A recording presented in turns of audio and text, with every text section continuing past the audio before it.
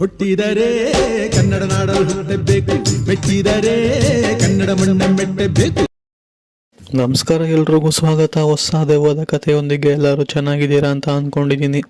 ಈ ಒಂದು ಕಥೆನ ನಮಗೆ ತಿಳಿಸ್ಕೊಟ್ಟಿರೋ ಹೆಸರು ಬಂದ್ಬಿಟ್ಟು ರಮೇಶ್ ಅಂತ ಹೇಳಿ. ಇವ್ರಿಗೆ ಈ ಒಂದು ಕತೆ ತನ್ನ ತಾತ ಅವರು ಚಿಕ್ಕ ವಯಸ್ಸಿನಲ್ಲಿ ಇದ್ದಂತಹ ಊರು, ಅಂದರೆ ಆ ಒಂದು ಊರು ತುಂಬಾ ಚಿಕ್ಕದಾಗಿತ್ತು ಅಂತಲೇ ಹೇಳ್ಬೋದು. ಅಲ್ಲಿ ತುಂಬ ಜನ ಏನು ವಾಸವಾಗಿರಲಿಲ್ಲ.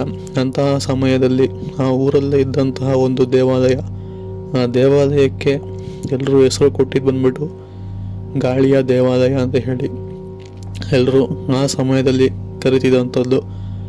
ಈ ಒಂದು ಘಟನೆ ಆಗಿರುವಂತಹ ಕಾಲಘಟ್ಟ ಬಂದ್ಬಿಟ್ಟು ಸುಮಾರು 1950ರಿಂದ 1960 ಆಸುಪಾಸಿನಲ್ಲಿ ಆಗಿರುವಂತಹ ಒಂದು ಸತ್ಯ ಘಟನೆ ಅಂತಲೇ ಹೇಳ್ಬೋದು. ಸೊ ಇವ್ರು ತಿಳಿಸ್ಕೊಟ್ಟಿರೋ ಪ್ರಕಾರ ತನ್ನ ತಾತ ವಾಸವಾಗಿದ್ದಂತಹ ಊರಿನಲ್ಲಿ ಇದ್ದಂತಹ ಒಂದು ದೇವಾಲಯವನ್ನು ಎಲ್ಲರೂ ಕೂಡ ಗಾಳಿಯ ದೇವಾಲಯ ಅಂತ ಹೇಳಿ ಪರಿಗಣಿಸಿರ್ತಾರೆ. ಸರಿ ಅಂತ ಹೇಳಿ ಆ ಒಂದು ದೇವಾಲಯಕ್ಕೆ ಯಾರೂ ಕೂಡ ದೀಪ ಹಚ್ಚೋದಕ್ಕೆ ಹೋಗೋದಕ್ಕೆ ಹಿಂದೆ ಮುಂದೆ ನೋಡ್ತಿರ್ತಾರೆ.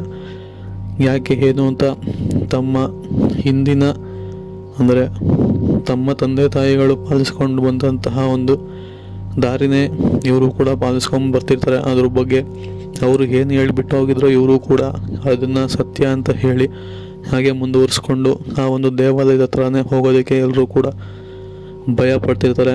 ಅಂದಂಗೆ ಆ ಒಂದು ದೇವಾಲಯ ಊರಿಂದ ಸ್ವಲ್ಪ ದೂರ ಇತ್ತು ಅಂತಲೇ ಹೇಳ್ಬೋದು. ಸರಿ ಅಂತ ಹೇಳಿ ಒಂದಿನ ಊರಿಗೆ ಹೊಸ ಪೂಜೆ ಮಾಡುವ ವ್ಯಕ್ತಿ, ಸೊ ಅವ್ರ ಹೆಸರು ಬಂದು ವೀರೇಶ್ ಅಂತ ಹೇಳಿ. ಅಂದರೆ ಆ ಒಂದು ದೇವಾಲಯದ ಬಗ್ಗೆ ಗೊತ್ತೇ ಇರೋದಿಲ್ಲ. ಸೊ ಆ ವ್ಯಕ್ತಿ ಬಂದು ಆ ಊರಿನಲ್ಲಿ ಸೇರ್ಕೊತಾನೆ. ಈ ಒಂದು ದೇವಾಲಯ ಇರೋದನ್ನ ಅವನು ನೋಡ್ತಾನೆ. ಅಲ್ಲಿ ಹೋಗಿ ದೀಪ ಹಚ್ಚಿ ಪೂಜೆ ಮಾಡಿ ಬರೋಣ ಅಂತ ಹೇಳಿ ವೀರೇಶ್ ಧೈರ್ಯ ಮಾಡಿ ದೇವಸ್ಥಾನದ ಹೋಗೋದನ್ನ ಆ ಊರಿನವರು ನೋಡ್ಬಿಟ್ಟು ತಡೀತಾರೆ. ಆ ದೇವಾಲಯದ ಹತ್ರ ಹೋಗ್ಬೇಡ, ಅಲ್ಲಿ ಹೋದವ್ರು ಯಾರೂ ಕೂಡ ವಾಪಸ್ ಬಂದಿಲ್ಲ, ಹೇಳಿದ್ನ ಕೇಳು, ನೀನು ಈ ಊರಿಗೆ ಹೊಸಬ, ಹೋಗ್ಬೇಡ ಅಂತ ಹೇಳಿ ತುಂಬ ಜನ ಹೇಳ್ತಾರೆ. ಬಟ್ ಆದರೂ ಕೂಡ ವೀರೇಶ್ ಇದಕ್ಕೆಲ್ಲ ಅವ್ರ ತಲೆ ಕೆಡಿಸ್ಕೊಂಡೇ ನಾನು ಹೋಗಿ ಬರ್ತೀನಿ, ನೀವ್ಯಾರು ಹೆದರ್ಕೊಂಬೇಡಿ ಅಂತ ಹೇಳಿ ಧೈರ್ಯದಿಂದ ಆ ಒಂದು ದೇವಾಲಯದ ಒಳಗಡೆ ಹೋಗ್ತಾನೆ. ಸೊ ಹೋಗ್ತಿದ್ದಂಗೆ ಅವನಿಗೆ ತುಂಬಾ ಚಳಿ ಅಂತದಕ್ಕೆ ಶುರು ಆಗುತ್ತೆ. ಬಟ್ ಆದರೂ ಅದು ಊರಿಂದ ಆಚೆ ಇದ್ದಂತಹ ಕಾರಣ ಸಮಯವೂ ಕೂಡ ಸುಮಾರು ರಾತ್ರಿ ಆಗಿದ್ದಂತಹ, ಅಂದರೆ ಸಂಜೆಯ ಕತ್ಲೆ ಆಗಿದ್ದಂತಹ ಕಾರಣ ಇರ್ಬೋದು, ನಾವು ಬಿಡು ಅಂತ ಹೇಳಿ ಸುಮ್ಮನಾಗ್ತಾರೆ. ಹಾಗೆ ಆ ಒಂದು ದೇವಾಲಯದ ದೀಪನೂ ಕೂಡ ಹಚ್ತಾರೆ. ಸರಿ ಅಂತ ಹೇಳಿ ದೀಪ ಹಚ್ತಿದ್ದಂಗೆ ಇನ್ನೂ ತುಂಬಾ ಗಾಳಿ ಚಳಿ ಆಗೋದಕ್ಕೆ ಶುರು ಆಗುತ್ತೆ. ಹಾಗೆ ವಿಚಿತ್ರ ಧ್ವನಿಗಳು ಹಂಗೆ ಕೇಳಿಸೋದಕ್ಕೆ ಶುರು ಆಗುತ್ತೆ. ಆದರೂ ಇದೇನಿದು ಶಬ್ದಗಳು ಈ ಥರ ಬರ್ತಿದೆಯಾ ಅಂತ ಹೇಳಿ ತನ್ನ ಕೈಯಲ್ಲಿದ್ದಂತಹ ದೀಪನ ತನ್ನ ಸುತ್ತನೇ ಹಿಡ್ಕೊಂಡು ನೋಡಿದಾಗ ಅಲ್ಲಿ ಅವನಿಗೆ ತುಂಬಾ ನೆರಳುಗಳು ಕಾಣಿಸ್ಕೊಂಬರುತ್ತೆ. ಅಂದರೆ ಯಾವ ಥರ ಅಂತಂದರೆ ಅದು ಅವನ ಸುತ್ತನೇ ಸುತ್ತುತ್ತಿರುತ್ತೆ. ಒಂಥರ ಪಾಳು ಬಿದ್ದಿರೋ ಮನೆ ಹೆಂಗಿರುತ್ತಲ್ಲ ಅದರಲ್ಲಿ ವಾಸವಾಗಿರ್ತಾವಲ್ಲ, ಸೇಮ್ ಟು ಸೇಮ್ ಹಂಗೇನೆ ಅಲ್ಲಿ ಸುತ್ತಾನೆ ಅವನ ಸುತ್ತನೂ ಕೂಡ ನೆರಳುಗಳು ಸುತ್ತಾನೆ ಇರುತ್ತೆ.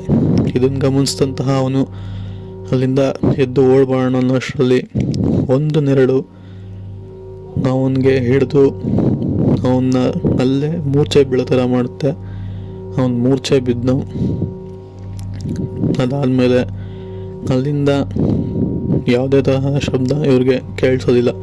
ಸರಿ ಅಂತ ಹೇಳಿ ಬೆಳಗ್ಗೆ ಆದಮೇಲೆ ಆ ಒಂದು ಊರಿನವರು ಆ ದೇವಾಲಯದಲ್ಲಿ ಏನಾಗಿದೆ ಇವನು ಓದ್ನಲ್ಲ ಬಂದೇ ಅಂತ ಹೋಗಿ ನೋಡಿದಾಗ ದೇವಾಲಯದ ಭಾಗದಲ್ಲಿ, ಅಂದರೆ ಆಚೆ ಕಡೆ ಇರುವಂತಹ ಬಾಗಿಲಲ್ಲಿ ಅವನು ಸತ್ತೋಗಿರುವ ಥರ ಕಾಣಿಸ್ಬರ್ತಾನೆ.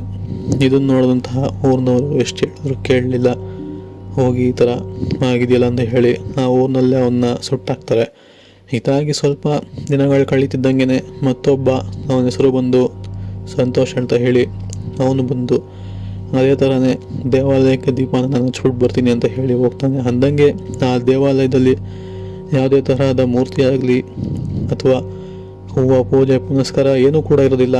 ಅದೊಂದು ಪಾಳು ಬಿದ್ದಿರುವಂತಹ ಹಳೆಯ ದೇವಾಲಯ. ಬಟ್ ಅಲ್ಲಿ ಯಾವುದೇ ತರಹದ ದೇವರ ವಿಗ್ರಹ ಆಗಲಿ ಮತ್ತೊಂದಾಗಲಿ ಏನೂ ಕೂಡ ಇರೋದಿಲ್ಲ.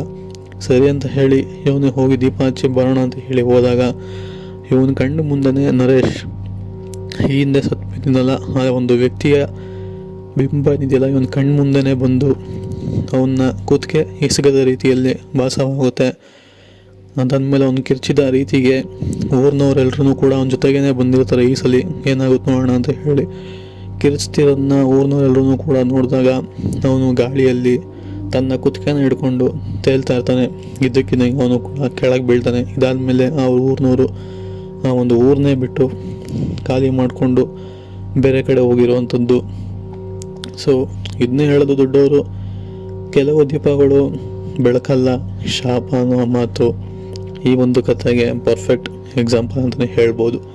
ಸೊ ನಿಮ್ಗೇನಾದರೂ ಈ ಒಂದು ಕಥೆ ಇಷ್ಟ ಆಗಿದ್ರೆ ವಿಡಿಯೋಗೆ ಲೈಕ್ ಮಾಡ್ಕೊಳ್ಳಿ. ಹಾಗೆ ನಮ್ಮ ಚಾನಲ್ನ ಸಬ್ಸ್ಕ್ರೈಬ್ ಆಗಿಲ್ಲ ಅಂತಂದರೆ ಈ ಕೂಡಲೇ ಸಬ್ಸ್ಕ್ರೈಬ್ ಕೂಡ ಮಾಡ್ಕೊಬೋದು. ಹಾಗೆ ನಿಮ್ಮ ಫ್ರೆಂಡ್ಸ್ಗೆಲ್ಲ ಶೇರ್ ಮಾಡಿ. ಸೊ ಸಿಗೋಣ ಮತ್ತೊಂದು ಕಥೆಯೊಂದಿಗೆ. ಅಲ್ಲಿವರೆಗೂ ನೀವು ಟೇಕ್ ಕೇರ್, ಗುಡ್ ಬೈ.